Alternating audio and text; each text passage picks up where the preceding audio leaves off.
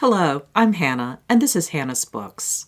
Over the last couple of weeks, I've read several wonderful, relatively short novels, none of which were perfect, but all of which I found to be really thoughtful and resonant. I was also pulled in by a couple of published book reviews and 2 Booktube reviews, which have helped me start my preliminary TBR for March. I want to share some of those reads with you today. In a future video, I'll talk about 2 more books I finished, one by Toni Morrison and one about her work. So let me go through some of the books I've read recently. All are fairly contemporary, but none are new releases. The first is Lighthousekeeping by Jeanette Winterson. I really enjoyed this book, although I don't think I would list it with my very favorite Winterson reads. It's a quiet book full of the kind of lyricism I saw in The Passion and Sexing the Cherry, but without the intensity. That style works in a lot of ways, perhaps especially for us middle-aged readers whose lives no longer burn at the white-hot intensity they might have when we were 20. What I love most about this book is Winterson's way of portraying the importance of storytelling, of story construction, at all ages, and by people of all genders. It's clear in her writing that images, characters, and beautiful turns of phrases are what keep us going, what give our lives meaning, whether we read them or live them. Lighthousekeeping is, at the surface, the story of Silver, a girl her mother calls part precious metal, part pirate. But her story is also the story of Pew, the man who raised her. Pew is blind, but of course, in stereotypical fashion, as blind characters always seem to have, has insight into the truth of the world. That's one of the tropes I most hate in literature, but that's what Winterson does, and does it pretty successfully, to be honest. He sees and tells the story of Babbled Dark, a man who lived a known life of evil, and of sadness, of darkness, as his surname implies. But his is not a single voice, as his first name shows. He contains multitudes, and in private life he finds light in his life. The light comes from love, but also from the quest for knowledge. Yes, this use of name as symbol is also on my hit list of writing I won't like, almost as much as the use of the blindness equals insight trope, but Winterson really pulls it off in a way that feels almost subtle.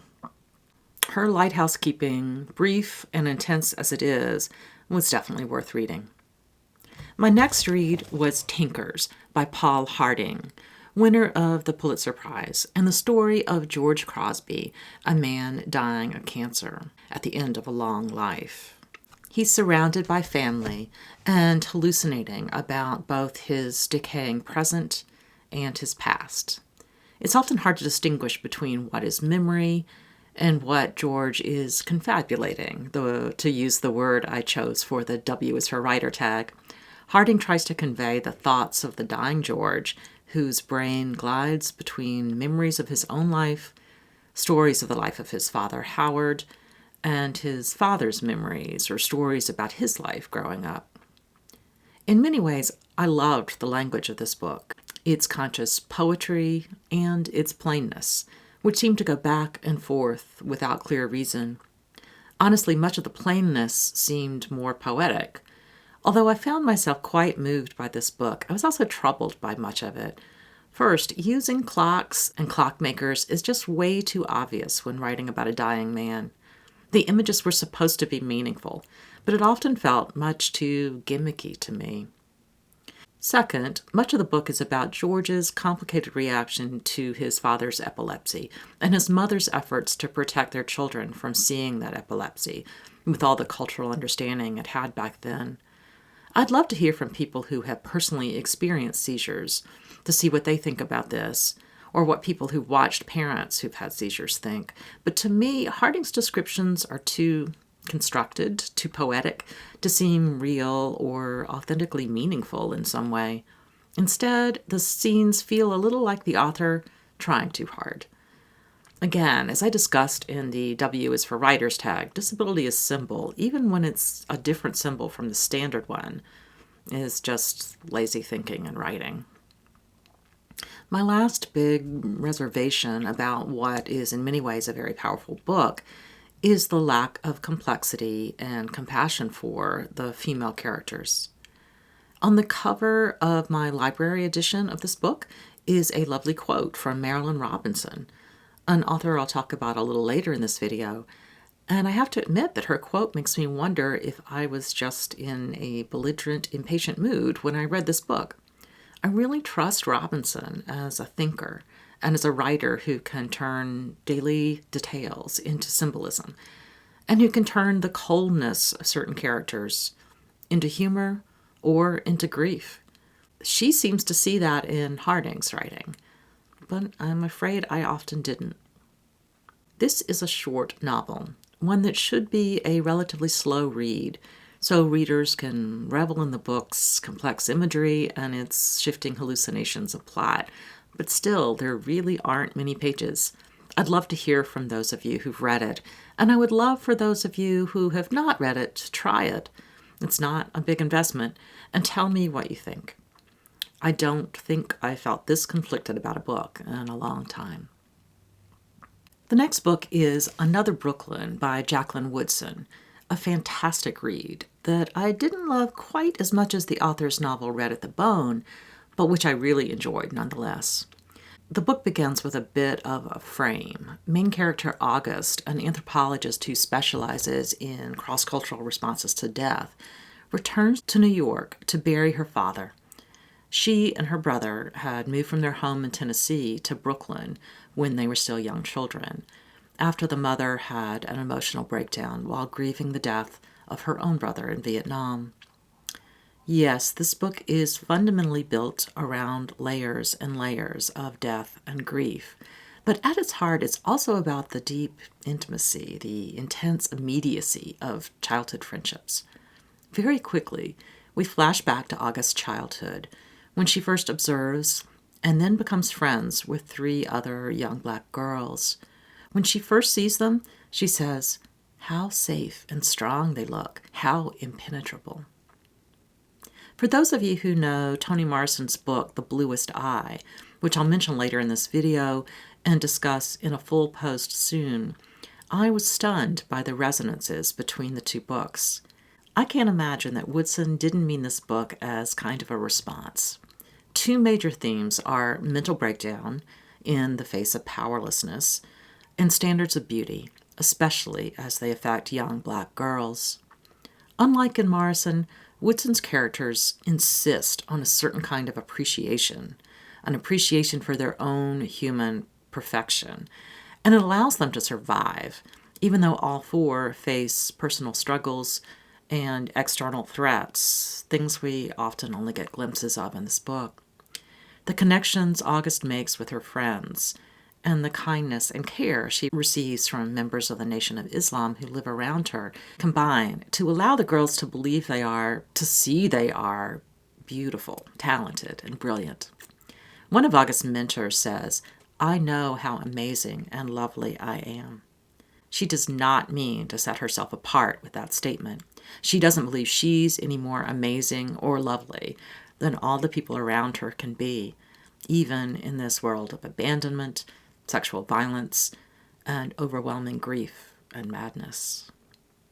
A great deal is left unsaid in this book, but what we have here are images and memories of moments of connection and moments of fragmentation.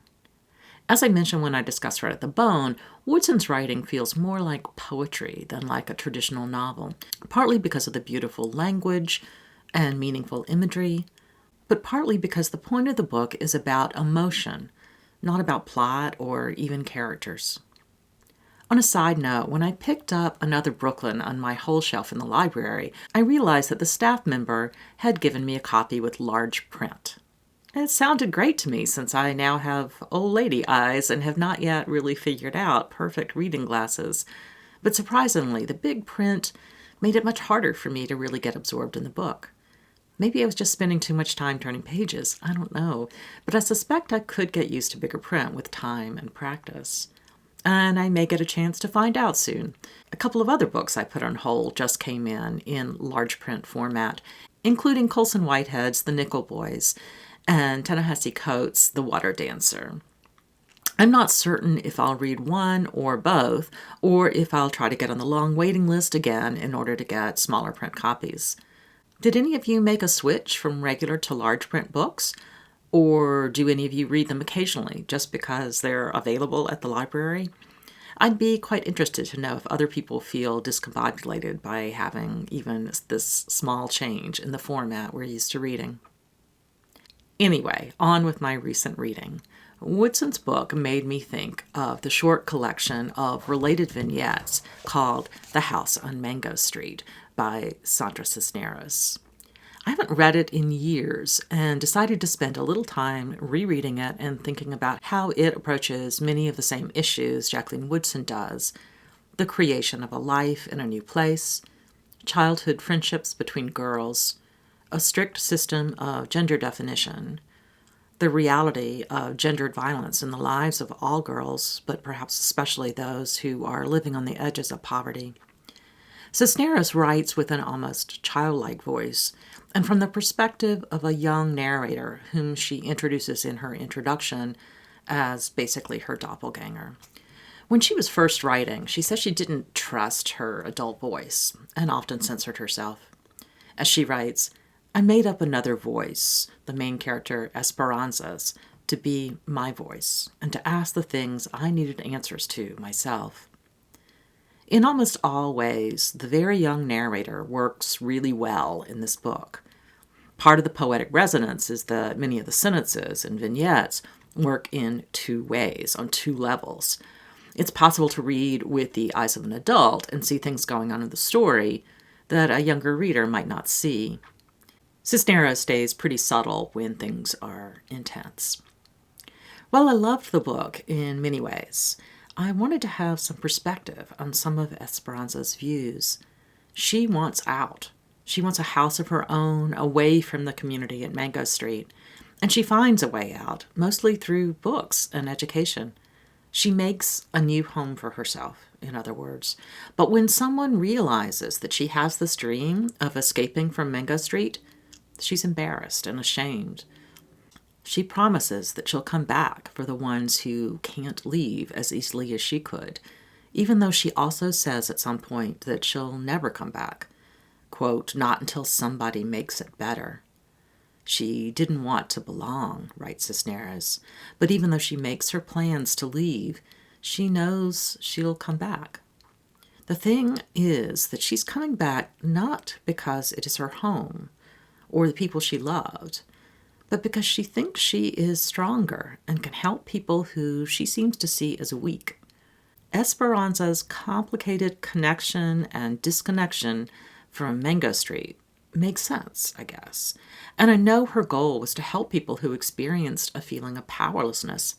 But stating that kind of idea in fiction with no surrounding perspective from the narrator sounds kind of paternalistic to me. Like she's looking down on others and thinks she can solve their lives for them. Maybe a more omniscient narrator could cast that childlike perspective in a more nuanced way. I don't remember feeling this when I first read Mango Street in the early 1990s. Have times changed? Am I just overreacting?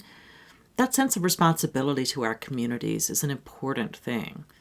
But still, it comes across as unpleasant, at least in novels, when it comes with the side of superiority. I still have some thinking to do about that, I think. The next book is one I'm still reading. I'm listening to Marilynne Robinson's Housekeeping on audiobook, and occasionally looking at the book for support. Robinson's novel was one of my favorites when I first read it in the early 90s, I think, when I found myself almost memorizing whole passages of her plain, distilled, elegant prose. I gave my copy of Housekeeping to my mother, who also loved it. Although I have had Robinson's Gilead and its follow-up novels on my back burner for a number of years, I've still not read that trio of books and would like to sometime soon. I thought I would start my reading of Robinson's work by revisiting Housekeeping. As I've mentioned before, I don't always get along well with audiobooks, And it always surprises me, given that I love listening to my husband or son read aloud to me. But I suppose even then, even when I love hearing their voices and I love hearing the words of the authors aloud, I sometimes don't appreciate the books quite as much as I might if I were to read them in print. I seem to have more trouble concentrating. Nevertheless, I'm really enjoying listening to Housekeeping, perhaps because it's like revisiting an old friend. I'll talk a bit more about this book when I finish the audio, or possibly when I read the Gilead series. In addition to these various reads, I've been participating in 2 read-alongs. First, I read Toni Morrison's incredible debut novel, The Bluest Eye, for the Toni Morrison 2020 read-along. This was a reread for me, which I'm planning to discuss at the very beginning of February, along with a new book about Toni Morrison. It's been a great experience to read along with both a local, in-real-life friend, as well as all the folks who have joined the conversation on Voxer. I'm looking forward to reading Sula with many of them next month, and we'd love for you to join us. The second read-along is Jason's Cromwellathon. I am way behind on my reading of Hilary Mantel's Wolf Hall, but I'm loving it so far and finding it quite accessible despite my weak knowledge of British history. I've saved most of the Cromwellathon videos, and I'm really enjoying the brilliant commentary I'm finding there. But I'm still behind on the reading assignments. I tried to read a bit more quickly when I was still trying to catch up with the group, but I found myself missing so much of the lyricism of Mantel's reading. On the recent cozy reading night, David and I lit a fire, sat on the couch, and read aloud from Wolf Hall. Of course, reading aloud is an even slower process, but it's also a process that really pulls out the beauty of the sounds. Much more than before, I appreciated Mantel's amazing use of rhythm in her prose. Lastly, I've been reading book reviews lately, discussing 2 new books about, or partially about, Virginia Woolf. The first book has a broad scope. Francesca Wade's Square Haunting, 5 Women and London Between the Wars. Virginia Woolf is one of the 5, as is the transplanted American poet H.D., Dorothy Sayers, author of the Peter Wimsey books, etc., the classicist Jane Ellen Harrison, and Eileen Power, the medievalist and economic historian. All of these women were connected to Mecklenburg Square during the first half of the 20th century, and Wade explores how all these women were, in her words, fortified by the work of these other women writers. It seems that many of the stories Wade pulls out about all 5 of these women essentially re-articulate the arguments Woolf herself made in A Room of One's Own. The book sounds fantastic.